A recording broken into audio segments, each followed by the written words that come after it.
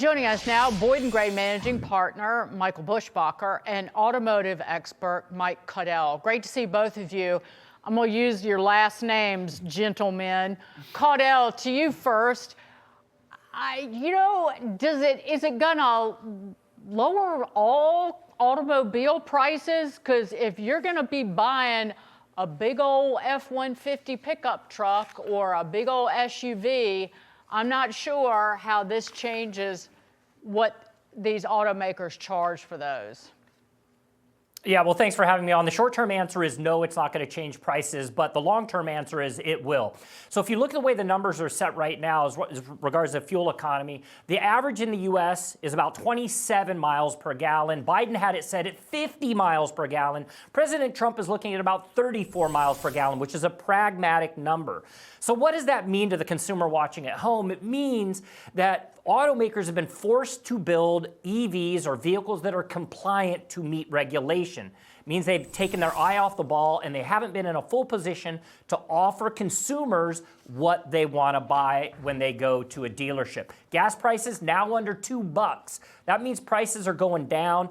The average cost of a vehicle as of September, over $50,000. President Trump today, this was a huge win for automakers with President Farley there, Filosa there. They're all there. That tells us it's a good thing. Yeah, Buschbacher, I'm not sure I totally agree with Caudill that prices aren't going to come down because we know ultimately the car is a derivative of building materials. And if you have to install new technology or additional things to make it reach that fuel economy, the removal of those should bring costs down, right? Yes, and a big part of the reason costs are so high is what economists call a regulatory cross-subsidy. So in order to get EV prices down to the levels they needed to comply with these rules, they had to drive up the costs of everything else. So you were paying way more as a normal American trying to buy a car or truck than you would normally be, than the cost the manufacturer would justify to allow the companies to essentially purchase compliance. That system alone is worth billions of dollars a year, and that's going away. And the rules, I mean, NHTSA estimates that this is going to save $1,000 on average for people who want to buy a new car or truck. That's right. I think it's probably an underestimate. I think once automakers shift to the future is electric pipe dream to actually listening to what consumers want, you're going to see prices continue to go down. And it's also going to be a boon for American manufacturing. And that means more money in the pocket of working class Americans.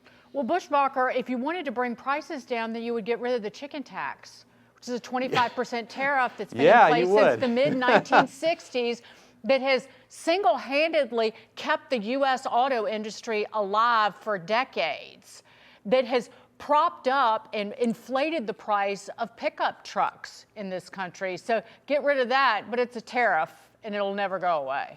Well, the difference in tariffs for passenger and non-passenger vehicles is like 2.5% to 25%, or at least it was the last time I checked. That's a vestige of a very old trade war, which was about chicken in Germany. But yeah.